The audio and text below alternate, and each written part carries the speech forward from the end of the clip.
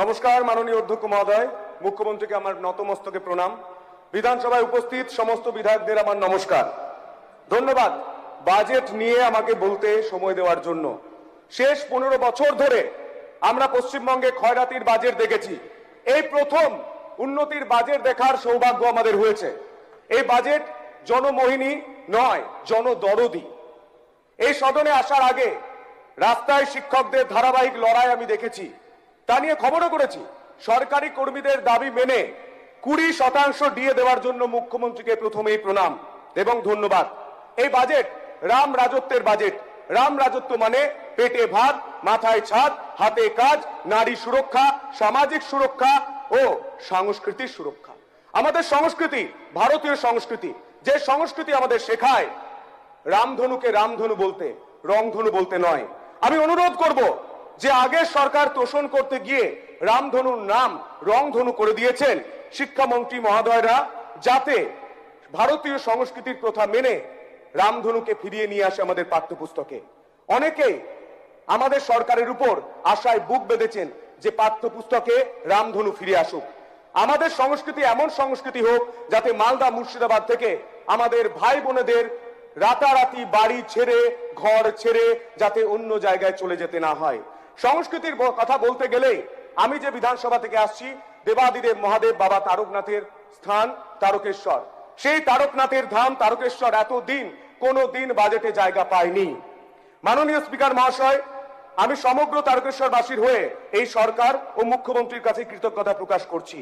এই প্রথম বাজেটে তারকেশ্বর বাবা তারকনাথের চরণে হওয়া শ্রাবণী মেলাকে জাতীয় উৎসব বলে ঘোষণা করা হয়েছে। তার জন্য মুখ্যমন্ত্রীকে অসংখ্য ধন্যবাদ। শেষ 15 বছর ও আগের 34 বছরে তারকেশ্বরের মন্দিরের ঐতিহ্য নিয়ে কোন রকম কথা বলতে শোনা যায় না। এমনকি আমি দুঃখের সঙ্গে জানাচ্ছি, তারকেশ্বর ডেভেলপমেন্ট অথরিটি টিডি এর মাথায় তৎকালীন ফিরহাদ হাকিম মহাশয়কে বসিয়ে দেওয়া হয়েছিল।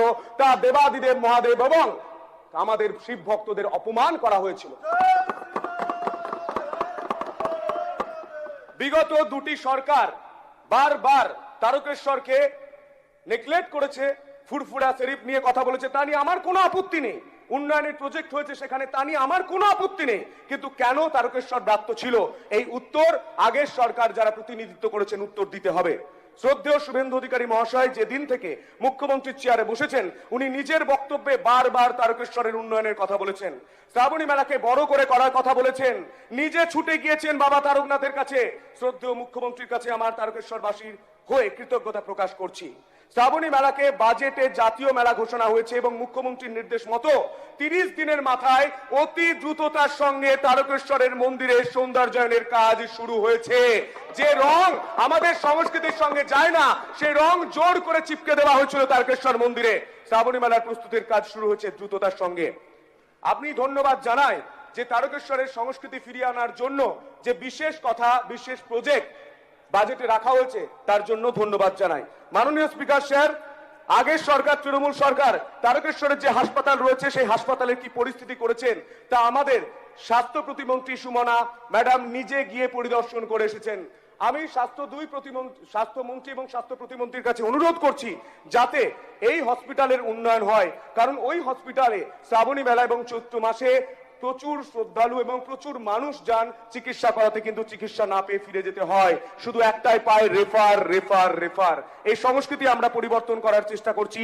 70 কিলোমিটার দূরে কেন আমি কলকাতায় চিকিৎসা করাতে আসবো, এই প্রশ্নের উত্তর আমি খোঁজার চেষ্টা করছি। আগের সরকারকে উত্তর দিতে হবে। শুধু তাই নয়, এত বড় বাস স্ট্যান্ড থাকা সত্ত্বেও, জমি থাকা সত্ত্বেও সেই বাস স্ট্যান্ড থেকে কোনো সরকারি বাস চলে না। আমি পরিবহন দপ্তরের মন্ত্রী মাননীয় অর্জুন সিং এর সঙ্গে দেখা করে আমি পেপার জমা করেছি এবং তিনি আশ্বস্ত করেছেন সেখান থেকে সমস্ত সরকারি বাস চলবে। তার জন্য ওনাকে প্রথমেই ধন্যবাদ জানাই। এর পরবর্তী ক্ষেত্রে আমি একটাই কথা বলতে চাই, মাননীয় স্পিকার সাহেব, এই বাজেটে কোনো ফটকা বাজেট করা হয়নি, চমকপ্রদ বাজেট নয়। এটা সাস্টেনেবল ডেভেলপমেন্টের কথা মাথায় রেখে বাজেট করা হয়েছে। হয়তো বিরোধীদের অনেকের এটা বুঝতে অসুবিধা হচ্ছে, মাথার উপর দিয়ে যাচ্ছে। আপনার সময় শেষ হয়েছে। আমি শেষ করছি। এই বাজেট সিভিক ভলেন্টিয়ারদের বাজেট, প্রাণী বন্ধুদের বাজেট, পাকা বাড়ি দেওয়ার বাজেট, গ্রামের উন্নয়নের বাজেট, আলু চাষীদের বাজেট, সেবা শিল্প স্বাস্থ্য সংস্কৃতির বাজেট, রাম রাজত্বের বাজেট, দেবাদিদেব মহাদেবের আশীর্বাদে আমাদের এই সরকার চলছে তার বাজেট। হর হর মহাদেব।